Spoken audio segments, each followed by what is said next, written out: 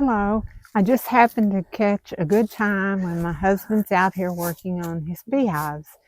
And since he's not brave enough to do his own YouTube, I'm going to throw in bits and pieces of him. So I'm going to show you and ask him a few questions like an interview. Hold on. Hey there. Sorry, I already mic'd you up and everything, so I'm going to ask you some questions. Okay. And this is not your normal beehives. Let me show him your normal beehives. We have several here and there. And they usually look like that.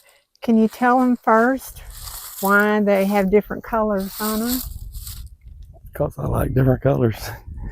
I just use them to basically, one, to tell them apart. I got them numbered to match colors. That's for me. The bees, they need something on their boxes to designate where they're at. They usually zero in just by the coordinates. They fly around the box for a few minutes, then they take off and go 3 miles away, and then they come right back to within that far of it. So the colors help differentiate it. Go around to the front and look at the front of the hive. They can't be careful, they're flying a little bit. This screen is for what? Shade during the summer. Okay, because it gets really, really hot here in Texas. Watch out, they're buzzing a little bit. Oh, okay, let me buzz in on that. I mean, zoom in on that. There's just a few there. There was one on me a while ago when I was hanging out my clothes on the line. This number 6 has a little more activity.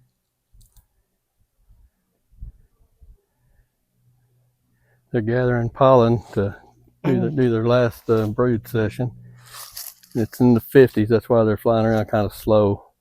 They're eating pollen over there in the feeder. So this is your pollen feeder? Mm-hmm. And you made this, didn't you? Yeah. From a guy on the internet. Probably on YouTube. Yep. Okay, and then I see another hive over there. It looks pretty active. You're number 1. Yep. Walk slow. So they won't attack me? Or because you know I'm clumsy? No. The theory is they don't like black stuff, so the camera might think it's an enemy. Oh. But some people wear black. There's some handlers that wear completely black and they don't bother them, so it's all just whatever you think. Whoa, they're getting closer to me. Let's go over here and look at your new hives. The old hives, there's 3 boxes on this one. It's 2.5 boxes. Each box has 10 frames for the brood, the eggs and stuff to lay, and for honey, and they're stacked. This new hive I'm trying out, it's not a new hive, it's old method, it's new to me. These hold frames sideways instead of stacking them. If you want to look inside, let me open one of these up here. Yes. He built this one completely himself, getting ideas here and there on the internet. A little of this one and a little of that one. Ooh, it smells good. It smells like cedar. It is cedar. But anyway, you can see the frames where the honeys and the brood will be. These are honey frames, or the brood frames. They're usually black. The honey, we usually use yellow foundation. They build up wax comb on it to lay their honey and stuff in, or their eggs. This hive's either built to where, if you notice, it had 3 doors on the front. I could put a block board here and a block board here and have 3 separate hives, or I'll have one giant hive. This equals like 3 of those big tall boxes over there. So I don't know, I'll probably just have one big hive for each one, but don't know for sure. You just moved this one out here today, didn't you? Yeah, just a little while ago. There's vent holes or feeder holes. Somebody put the feeder on top of them and feed them in whatever section I need to feed them in. And what do you feed them? Sugar water for energy. It's two parts sugar to 1 part of water in the winter, and 1 to 1 during the spring and summer. It's just to keep them, don't keep them alive, it just keeps them energy to keep working, because during the winter, when it's below 40, 50 degrees, they hardly come out even to go to the bathroom. So when they get a pretty day, they'll come out and go to the bathroom and forage a little bit, but they'll go back in. But if they don't have enough honey or sugar water, we leave honey in there every summer and the fall, so they can eat on that, but we feed them sugar water to supplement it.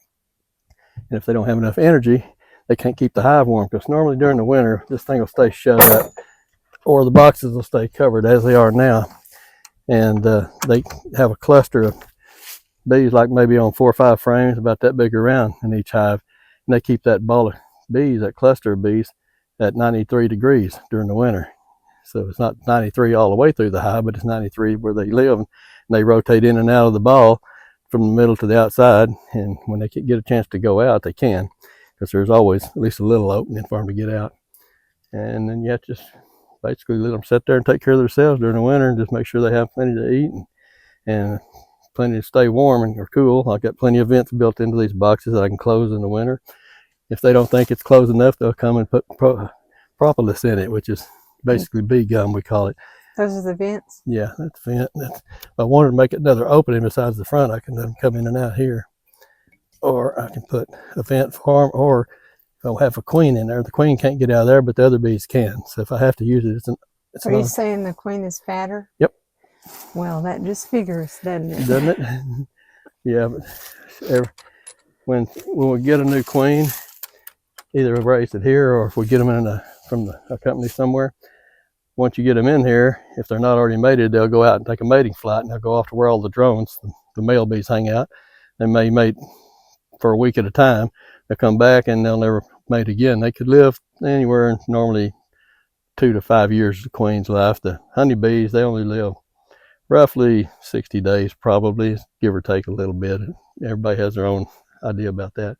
But they'll live over winter time, because they're all bundled up and they're not using a bunch of energy except to heat the hive. So they can usually make it through winter. Then your spring bees will come out and start all over.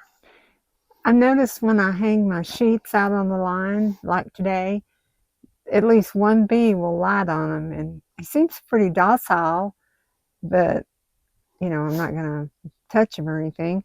But do you think he's drawn there because of the smell of the detergent, or what? Could be that. It could be the color. It could be just the movement. And because they're out, when they're out looking for, nectar, which this time of year flowers are not around. So they're basically just pollen. But they see something new, they'll go investigate it, because it might be a food source or a water source. Okay. And if you just leave them alone, usually they'll go away. And only the female bees, which 98% of the hive is female, and the rest, the drones, the males, they're just there. They eat, lay around, they go out, get into a mating group sometimes, and in the winter they kick them out and they die, because they don't work. They just eat. So they need to save their food, so they kick out the males. So you made 2 of these large ones. You have that one. Yeah. And then you have this one. Try to get where you see. And they're different colors for the same reason as the others, so that you can tell, or the bees can tell? Both. Both. Okay. All right. Yeah, the original hives were invented, back probably 1800s by a guy named Langstroth, and that's Langstroth hives. These are called long Langstroths because they use the same frames as those. And that way they're interchangeable. If I want to move some over here to help this weak hive, or that one to make a new hive, they'll all fit in the boxes. You can get this type that's kind of got a bevel on the bottom, and it's called a top rail hive. And if you don't put any foundation, they just go in there and you have some strings of wire and they build honeycombs on that. So, but then you can't put them in this box because they're not going to be the same. So that's why I want to try these long boxes. Maybe they'll work. Okay. I just wanted to ask a few things, and I'm sure that everyone agrees you should have your own YouTube channel. Maybe someday. You will. You should. Because he knows this, and he does the hydroponic garden, and it's just too much knowledge to not share. Thanks for letting me do this. Okay, you're welcome. Love you. Love you too. Well, he let me get away with that. And I do wish he would get a channel, because he loves talking about these things. And I don't understand it, but I'm sure there are bee people out there that do or would like to.